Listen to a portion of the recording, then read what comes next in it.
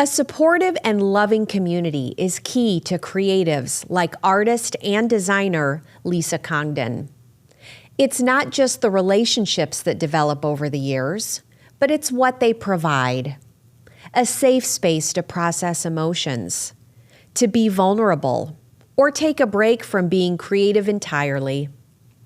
On this episode of the Wendy Crafts podcast, Lisa tells us more about her small but supportive creative community, how a recent decision to live a sober life has been transformational, and how she picks which projects to pursue.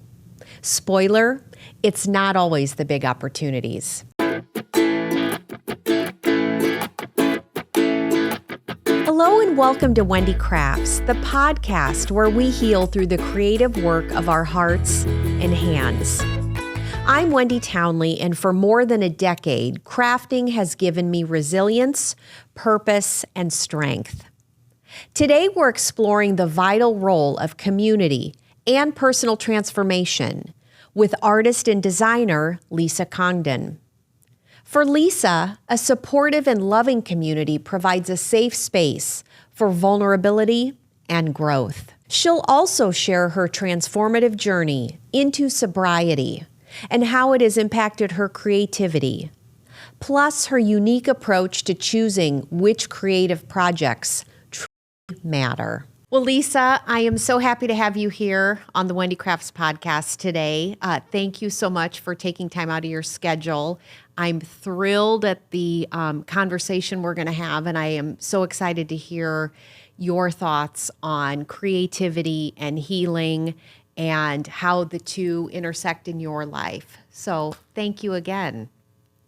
I wanted to start off and discuss with you your personal relationship with creativity as it lives today, as it lives and breathes and manifests in your life. When I think of creativity and how it shows up in my day, I see it forming in different ways, big and small. But for you personally, as a very creative individual who's been creative for most of your life, what is that relationship that you have with creativity? Well, first of all, thank you for having me. I'm really excited to be here.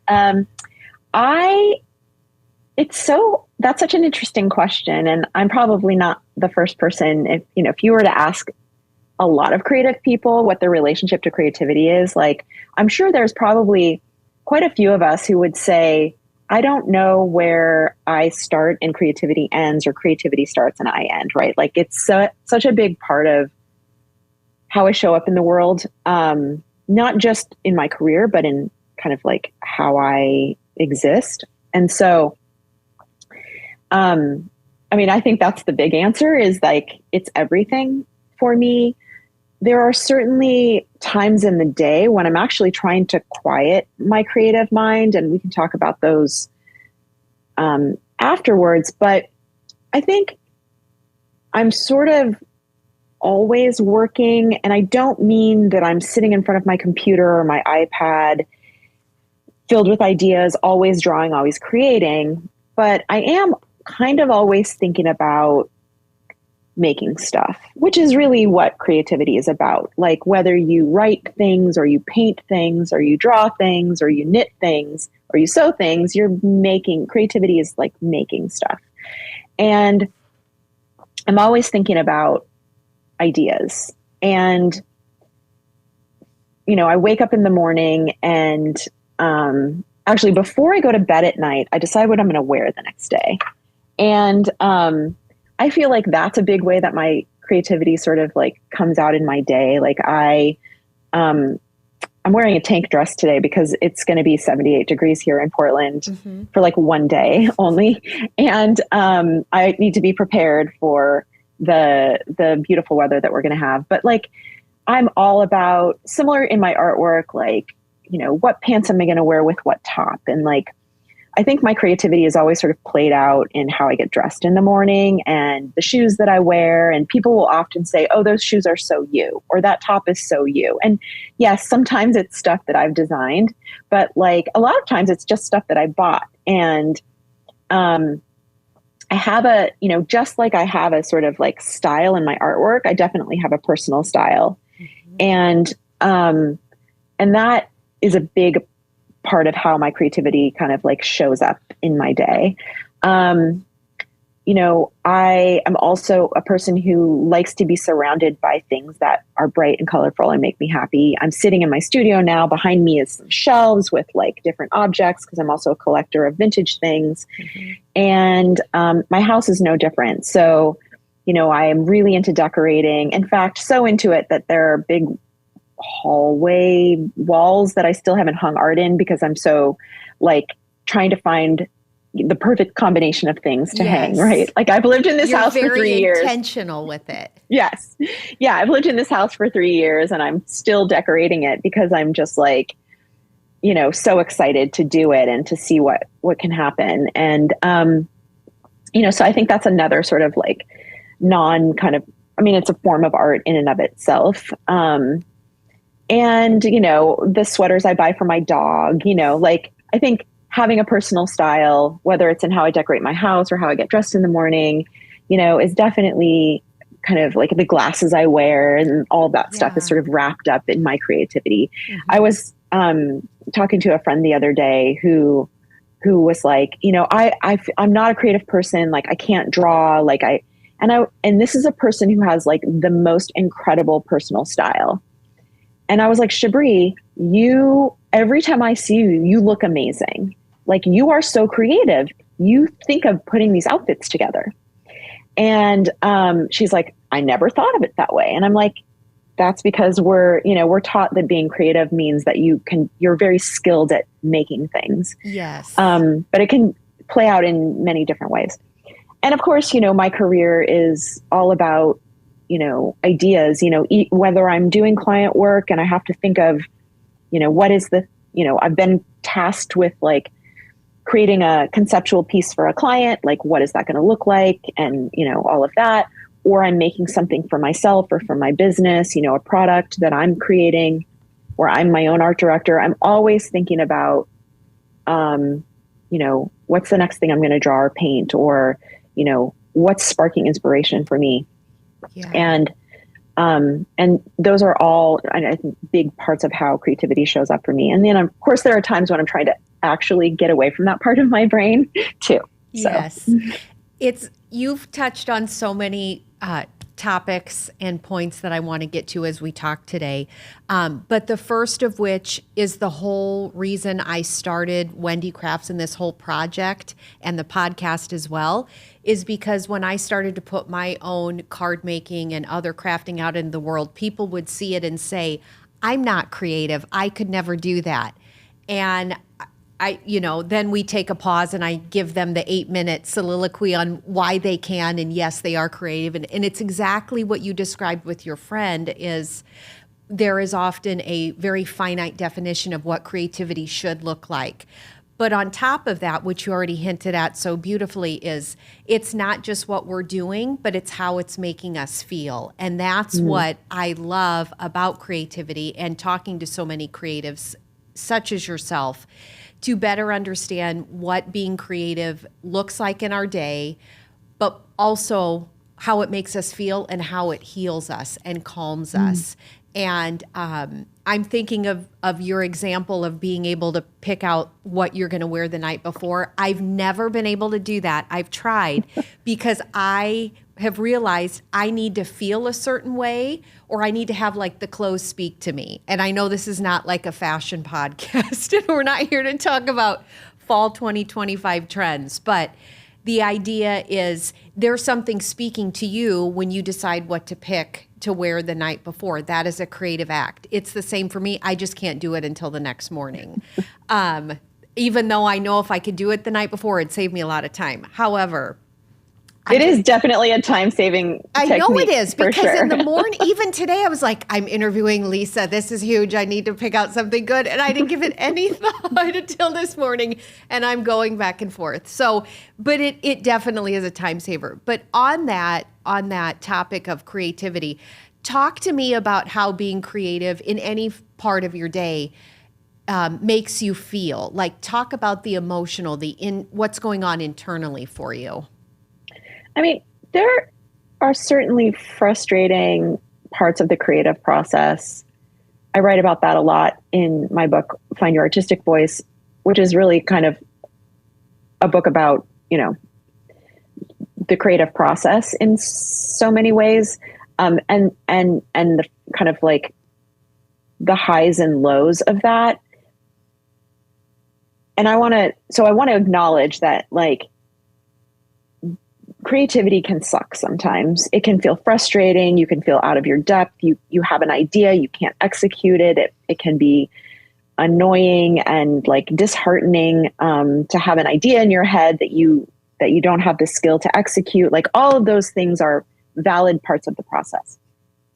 But for me, especially now that I'm sort of like past that phase in the beginning of my creative process where, obviously every time you try something new, you have to go back to being uncomfortable. But I've been doing the stuff I've been doing for so long that while I do get frustrated and experience angst, and, all of those negative emotions periodically, for the most part, I am in this space of flow a lot, and it feels amazing. Like I find a lot of joy and satisfaction from it. When I've had a day where I've made a lot of stuff and I like what I've made, which is another thing that doesn't happen in the early stages of creativity. Like, I more often make stuff that I'm like, this is good. I like this. And that's because I've been working at it for almost 20 years, and I have the skills and I've like kind of figured out my voice. And I don't know, I will sometimes be driving home from my studio just filled with kind of like this sort of euphoric feeling of like, I got to make all of that stuff, and it's exciting for me to see it. And then often when I put it out into the world, there's this sort of secondary joy that happens when other people see the things that I've made and really kind of respond to them positively. And, so for me, creativity is like, it's very grounding because it's like this thing that I can, that I can use. It's like grounding, it's empowering, I have these skills and talents that I can use,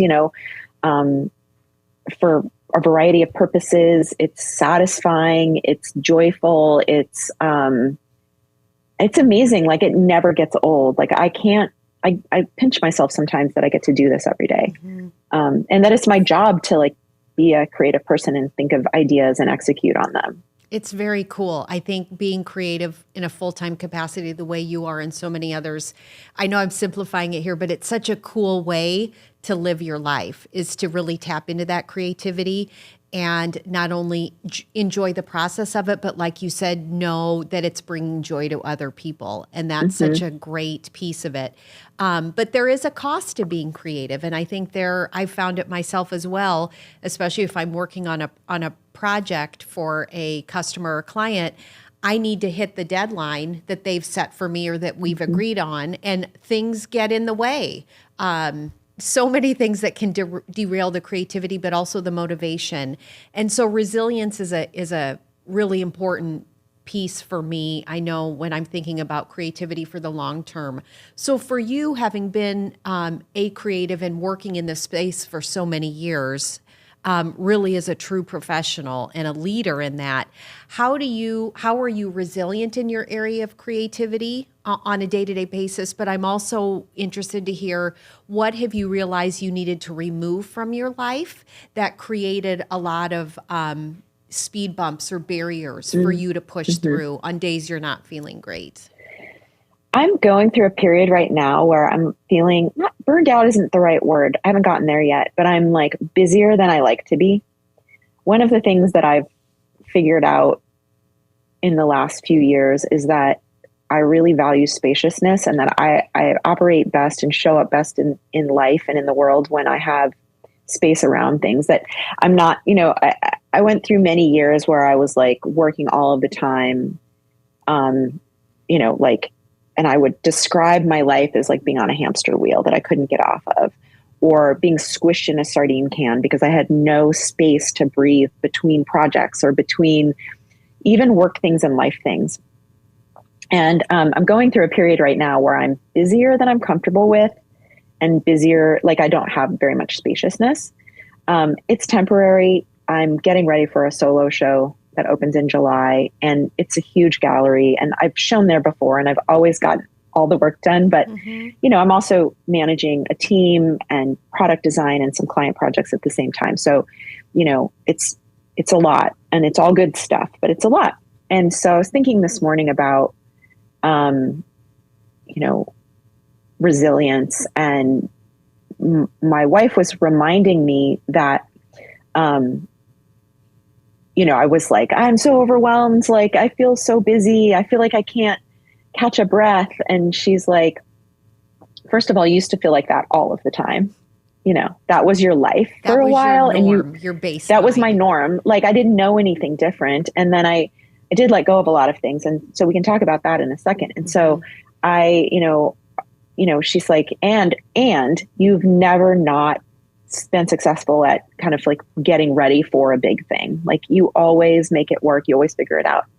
And I realized that I didn't really have a concrete plan for this show. I know kind of the kind of work I'm making. I have a plan for what I'm going to paint, but I don't know, for example, like how many paintings I need to make in a week in order to build a gallery. And I was like, oh, I just need to sit down and do some math for a while. Like, sometimes it's the simplest things that will then calm me down, you know, regulate my nervous system. And I'm like, oh, I totally got this, you know, and if I don't, what do I need to change so that I can, you know? And so I think like the sort of creative emotional part of me sometimes freaks out when I'm on deadlines and, you know, I feel squeezed.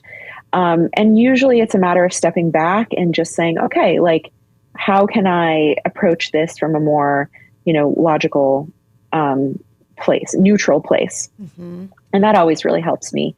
I went through a period in 2022, was it? Yeah, around 2022, where I kind of like had this moment where I realized that the life that I had built, which was really incredible, you know, I run this business and I have employees and I was on boards of directors of arts organizations, and I was like, you know, racing my bike and doing all this stuff. And I was so tired all of the time and so burned out.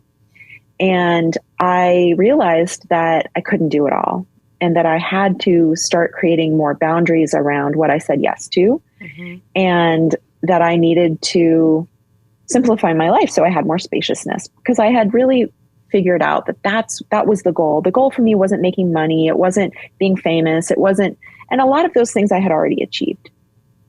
My goal was to like wake up every day, not in a panic about what I had to get done, but rather, you know, like, what am I doing today? Like, how can I lean into my creativity and go through my day feeling calm and happy? And so I just sort of did this systematic inventory of basically all the ways in which I was spending my time, and people who I was spending it with, what I was doing, what was bringing me joy, and what felt worth keeping, and what were the things I could let go of, not because they weren't important or joyful, but because I just didn't have time for them. And so I went through this period of what I eventually referred to as loud quitting. So, which is juxtaposed. That sounds amazing, by the way. Yeah. It was juxtaposed with like quiet quitting, which is what, you know, a lot of, you know, is kind of this term for like when you, for example, like when you don't want to be friends with somebody anymore, you just sort of disappear, as opposed to like being clear with them about why you're disappearing. And I was like, I'm going to not quiet quit. I'm going to intentionally quit some things. I'm going to be clear with the people that I'm in relationship with, why I'm quitting the thing. And I'm going to try to create more space and time for myself. So I that also started when I quit drinking, which we can talk about later. But I sort of had this whole story of how I, got sober. And then I had so much clarity after that I was like, that was really the moment where I was like, okay, I'm burned out. And now I can really see how the quality of my life is suffering, because I have nothing to numb the the anxiety with anymore. And so, I quit boards of directors. I moved away from a lot of other obligations that I had. I left a cycling team that I was on that I wasn't happy with. I did so many things. I stopped working all of the time. I only work 4 days a week now. I don't work on Fridays. I try not to work on the weekends. Right now, I'm not as successful at that because I do have a lot on my plate at the moment. But at least I can see the light at the end of the tunnel when I go through busy periods now, where before it was literally all the time, every day. I was so overwhelmed. And people would say to me like, "Oh, how do you handle it all? You're so good at juggling all these things." And I was like, little do you know, I'm miserable, I'm screaming inside at the moment. You just can't hear it.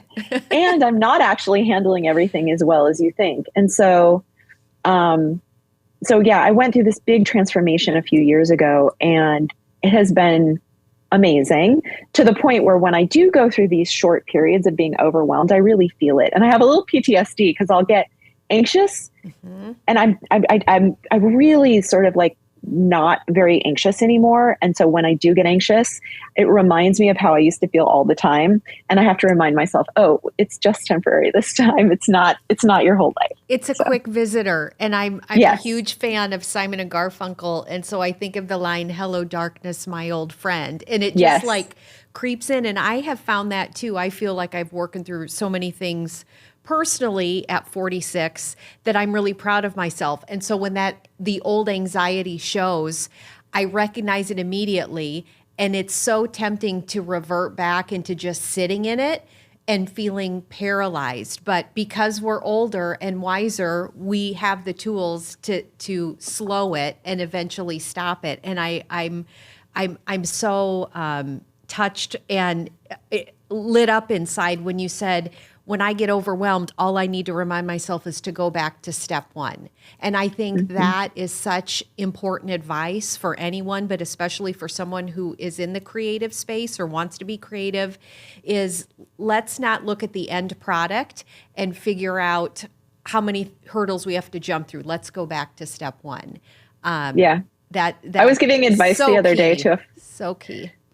I was giving advice the other day to a friend of mine who's in the first year of her small business, and she just has expressed to me she's so overwhelmed, and that's because she has all these things that she's doing, which are part of her business.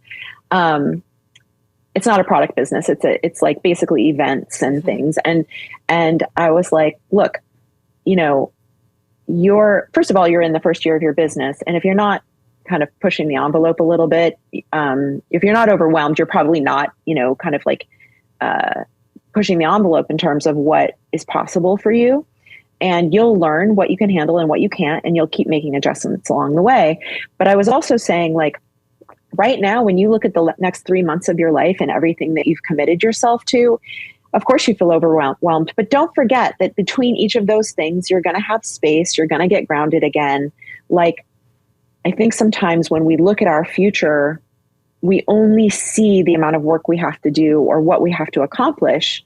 And what we don't see is every night of sleep we're going to get, or the weekends, or the rest we're going to get. And then when we do have the rest and the sleep, it's not as high quality because we're so consumed in worry. Right. And so being present in the moment, even in the moment where, I'm anxious, like I'm going to be present with myself, like what's going on for me right now, and not indulging it, but really just sort of like noticing it. But then also when you find yourself relaxed on the weekend or as you're falling to sleep at night, like really being in the moment of that too. Savor it.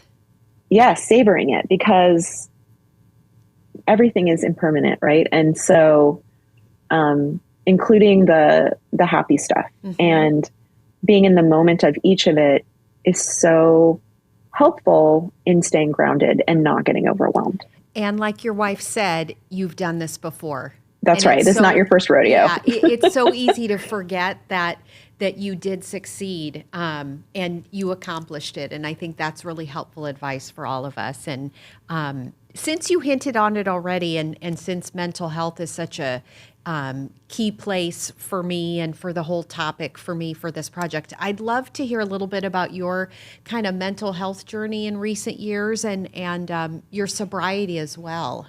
Because I think that's such a key place into all of us, but also creatives, and then understanding how what we do can really heal us in those rough seasons and those hard moments.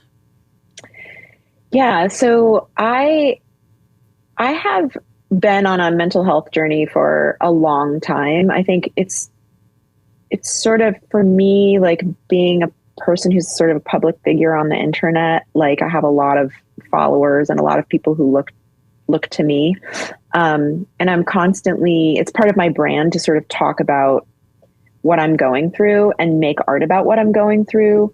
A lot of my art has messages, and I will always say 99% of the time, the messages in my art are messages to myself first, right? And I might, end up making the art for other people who are struggling with similar challenges, but almost every creative kind of burst I've had where I've been like, oh, this is an important thing for me to remember as I deal with this, this part of my mental health. That becomes then a piece of artwork, is kind of an exciting moment of like, oh, I've had an aha of something that's super helpful for me. I'm going to make a piece of art about that thing, and share it with other people. And that's like, speaking about the creative process, as we did earlier, like that is such an important part of my process, is like my work comes from my own experience, and then I share it with others, and then it connects me to other people. So I've been on that journey for a long time. And then in 2022, I had COVID for the first and only time that I've ever had COVID. And I got very, very, very sick. And I had just completed a 5-day stage race, cycling stage race. It was extremely hard. And so my immune system was pretty low when I got back from that anyway. And then I flew off to a conference. This was back in the days when I was like piling things on one after the other. So I literally, I was on the treadmill. So, or the hamster wheel. Yeah. So I got back from this race, was completely depleted, and literally the next day got on an airplane and flew to Kansas City to go to a conference where I was speaking. And I hung out with a bunch of fellow illustrators for, several days at this conference, had an amazing time.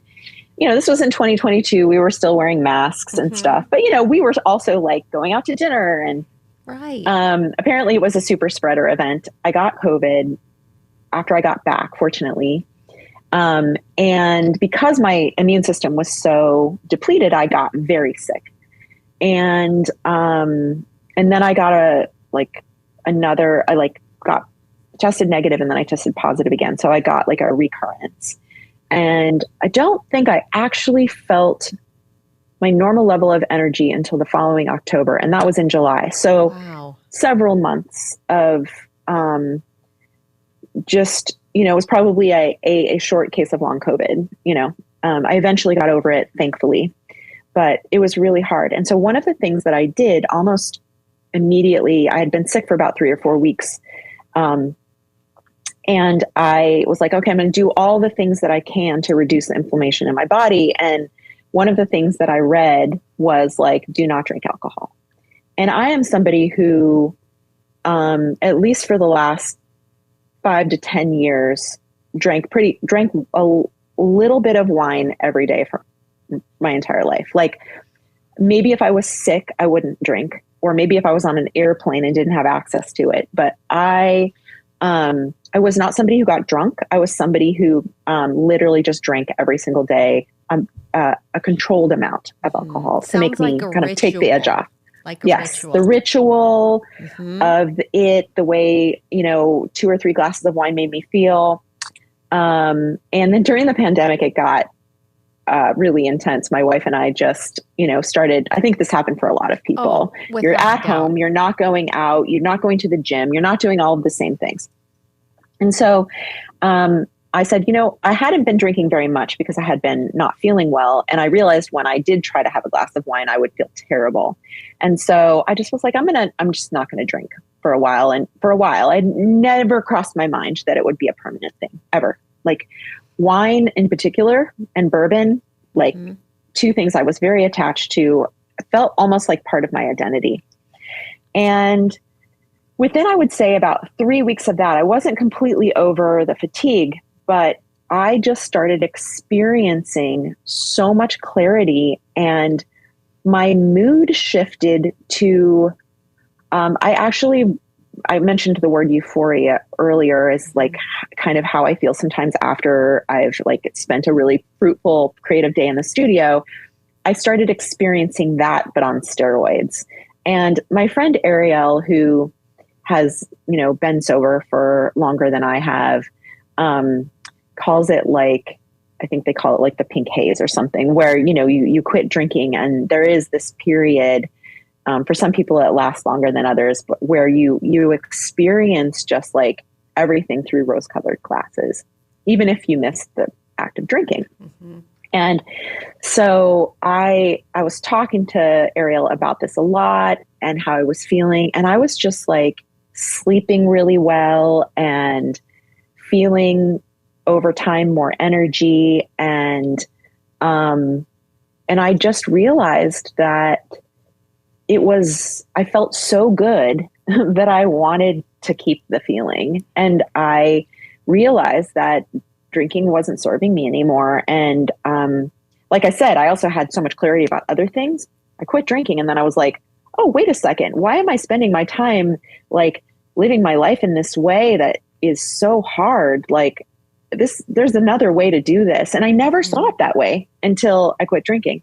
And so I just, decided not to drink anymore. And I had a few, glass, I think 3 times I drank between the time I got COVID and the following November when I quit drinking. I had started to feel better by September, October. And those were all on special occasions, like at weddings and things. Yeah. And then one day I had that last glass of wine and I was like, this is the last glass of wine I'm ever going to drink. You consciously knew that as it was being poured. Yeah. Okay. Mm-hmm. I was like, I'm not going to drink anymore. And it was after I drank it because I hadn't had a drink in a few weeks. And I think in my head, I was like really starting to contemplate being sober. But, and then I just sort of went with it and went from there. And it is really the best decision I ever made for myself. I recognize now that I had, not a physical addiction to alcohol because it wasn't hard for me to stop, but it definitely was, a dependence on it for kind of like, there were so many times when I wanted to not drink, but literally so many things in my life were planned around alcohol. Like if I were going to go say, I'm a big cyclist. And so if I were going to go to a cycling camp with friends or to a race that was like an overnight thing, even though I was going to be racing my bike, I would be like, okay, is there a refrigerator? Can I bring my favorite bottle of wine so that I can have wine at night? Is there a restaurant in the town where the race is where I can have wine? I didn't drink beer. So I was always about like where I could get my wine. And it's so freeing now to not think about it. My wife has subsequently also stopped drinking. And I was curious if that was the case. That happened in January. I quit in November, and then I think she said, I want what she's got. And so she quit in the beginning of 2023. And so it's kind of been this adventure for both of us. It's been really amazing. And one of the things that she talks about a lot is this not having to make decisions. It's just, I don't drink. Yeah. And, and it simplifies our life so much. It's just, I kind of, I feel really lucky because I know there are people who have drank for most of their adult life who quit drinking and don't stop thinking about it ever and need to go to meetings every day. And like, I have so much empathy for that. And actually just like so much admiration for people who stay sober in those circumstances. For me, it was very easy to quit. It was a decision I made very quickly and I've never looked back. And I feel very grateful for that because it has only brought clarity and goodness and, all of that to my life. And I just am so enormously thankful that I figured it out when I did. I mean, I was 55 years old when I got sober, and I'm 57 now, and it just, or maybe I might have even been 54.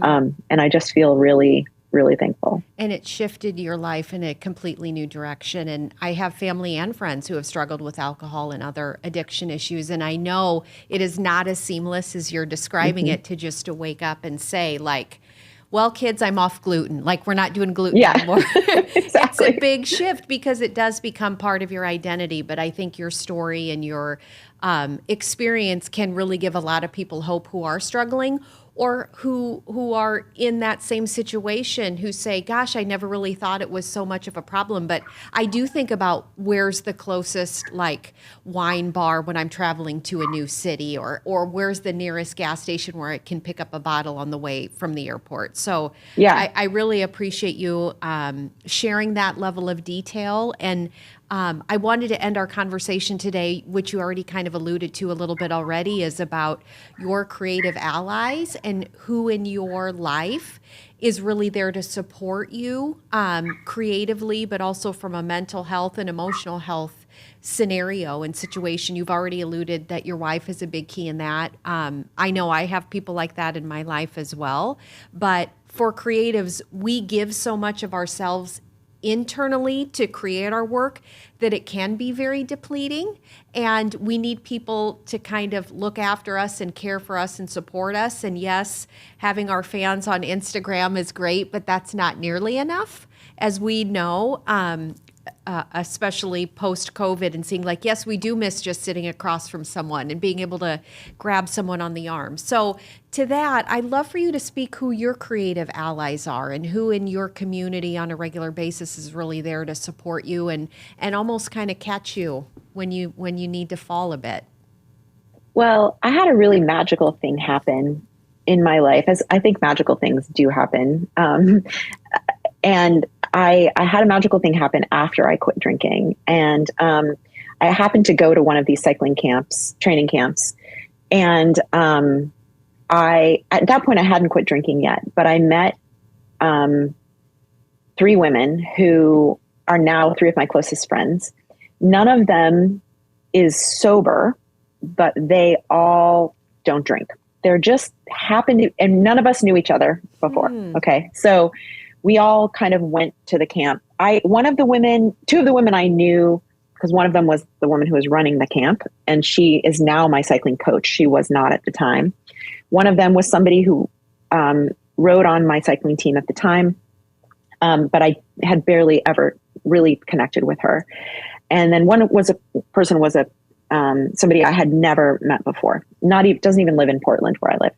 So we go to this camp and we kind of find each other, and then turns out, and then we become really close friends. Over the course of the next year. It didn't happen immediately. It's not like we had some, pivotal bonding moment at camp. No, it was like we liked each other. Circumstances brought us together again, and then again, and then again, and now we talk every day.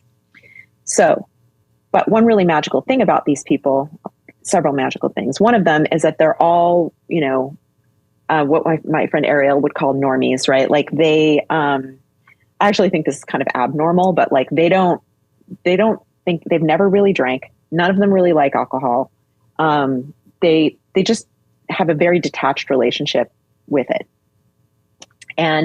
Or it doesn't make them feel good, and they've known that their whole life. And so they don't really, consume. And so I happen to have gotten into friendship with 3 women for whom I never have to explain myself. It's never a topic of conversation, and it's never a weird thing one way or the other if I'm drinking and they are not, or vice versa, because none of us drink. And they don't have a lot of baggage around alcohol either. So that was kind of amazing. They have also, all 3 of them, turned out to be 3 of the most amazing friends I've ever had. I want to say to any middle-aged woman out there who, I have a lot of friends, and I've had a lot of friends for a long time that are amazing. So it's not like I was even in the market for new friends. But you can make friends in your 50s, and they can be incredible. there are people out there who all of these women are in their 40s, by the way. I'm 10 years older than all of them.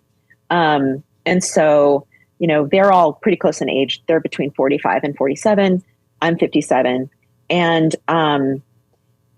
we have the same sense of humor. We love to ride bikes. We're all very compatible. A couple of them, my coach included, are much faster than a couple of us, but like we all ride together. We just love each other and show up for each other in the most amazing ways. And recently, I had knee replacement surgery on both of my knees, and it was a really trying time. And those girls, literally showed up for me and took care of me, stayed with me, when my wife had to travel for work, checked in on me every single day. And it was such an amazing experience to be so held by these people who I didn't even know, a few 4 years ago. Yeah. And they are like such an important part of my life, and we have bonded. So I can't imagine my life without them. How magical is that? And because none of them are artists, it's so great because they also are friends with me because they like me and we have other things in common. It's not because I'm a famous artist or like, I think, I don't even know that they knew who I was before we met. Right. And so I just like that to me is like, they like me for me, not because of how many followers I have on Instagram or whatever. And that is so special. And because they're not in my industry, they can just make space for me to complain when something is hard. Or frankly, if I want to go for a bike ride and not talk about work, we don't talk about work because they don't really even know sometimes the right questions to ask because they're not in my world and they don't understand, they'll be like, what are you working on these days or whatever. They're also there when I need them to, blow off steam or celebrate. They come to my art openings and are just, buy my merch and like are so amazing. But I think it's just been such a wonderful surprise. I have other friends who I also think are amazing and so supportive, and they also mean the world to me. But I think what's special about Sarah, Irene, and Serena is that they came into my life at a time when I really needed new friends who had boundaries around or didn't have relationships with alcohol. That was so important for me in a way I didn't understand, who were going to love me for who I was. And I'm the elder of the four of us. And, it's so I get to like sometimes be the mama bear, but they also just take care of me in this really incredible way. And we're all really different, so we complement each other. And it's just been a really wonderful journey at this point in my life to, when I've gone through so many changes myself, to also get some new friends and go on a new journey with them. And, I would just identify them as three people who are just so special and who show up for me in so many amazing ways. And I am so grateful. And what you're describing to me is like the perfect family. We're all coming from different backgrounds. We think differently, but when one of us is in need, we show up for each other. And when one of us wins, we're all there to celebrate. And I think that especially as women, as we get older, that's such a key piece of our lives. Because thinking of trying to find a new friend at late 40s or 50s sounds exhausting and terrifying. But once the right people enter your lives, we're so much better because they're present. I also think that like we all made an effort. We all, I think so many relationships are transactional and, I want something from this person or whatever. And, the admiration and love is mutual. We all have individual relationships with each other where we text each other, just the two of us. We're not on a group text or whatever, that kind of thing.